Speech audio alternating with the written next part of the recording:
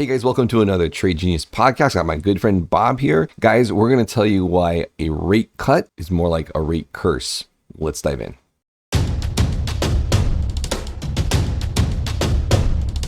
Trade Genius.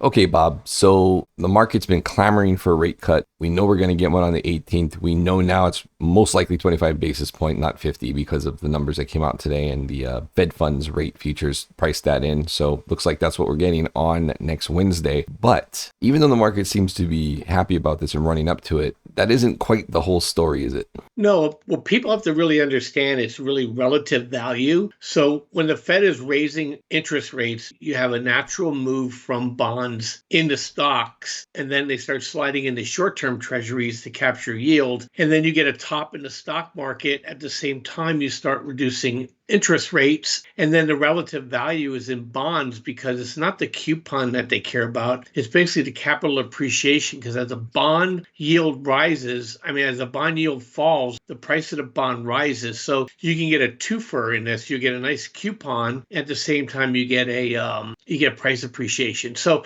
it's just like a natural flow. We have a chart to show you exactly how it works. Okay, I'll let you guys sit there for a minute and read it, but it's pretty self-explanatory. The first couple rate cuts are the most advantageous for you to short the market or also to go long TLT. This is why we were telling you guys for the past year is to build your position in anticipation for this. And the market's been front running a little bit, Phil, for the last month or so. And we had a bottom, I think $86 on TLT back in late spring, and it's been really flat to up since then. And when this thing really starts to take off, I have a target at 130, and you have a target that could get us to potentially 190, based on some of your technical work. I'll take either one of them. And what the point is that money's going to hide out in the bond market because it's basically a less volatile return that you're going to get. In the stock market, look, we just see it today. The market opens up, it crashes down almost 10 SPX points, 100 points, and then it goes positive for the day. This is what it looks like when the market starts getting hinky and you got TLT just grinding along. So with that, guys, that's why we said the euphoria is short-lived. And this time, Phil, it's really weird because why don't you walk people through like now till at least the 1st of October what we can expect for the market? Hey everybody, it's Bob with Trade Genius. Usually I do fun ads. I talk about our service, but I want to be serious with you for a second. We've been helping a lot of people trading for a long time. As you can see here, I want to let them do the talking for me for a change. But most importantly, we want to help you too. If you have not joined our service yet, come check us out, tradelikeagenius.com. Full service. We have chat room. We have the algorithms for you. We give trades out every day. We educate you. So go to tradelikeagenius.com. Check us out. What you get out of our service is much, much more than what you put into it. And we'd like to see you in the room. Thanks for listening.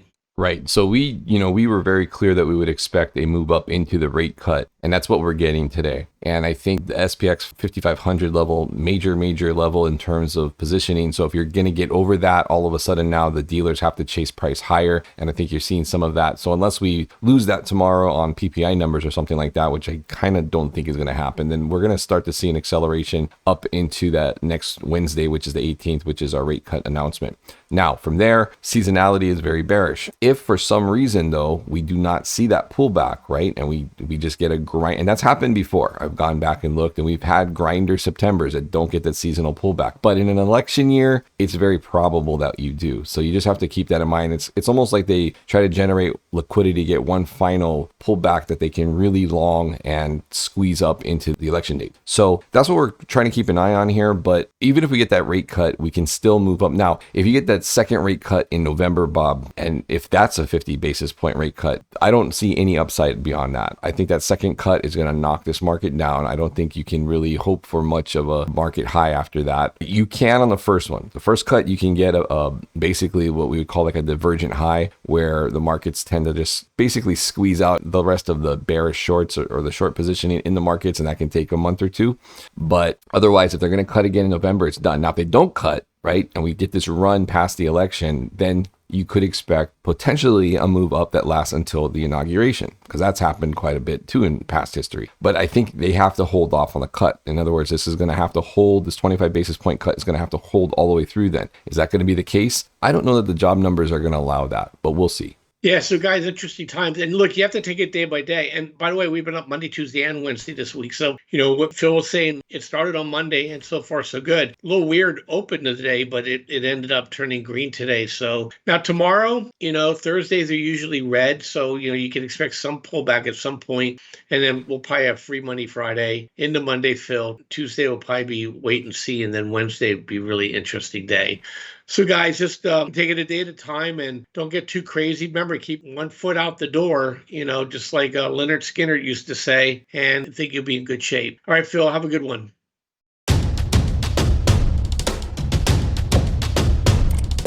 Trade Genius.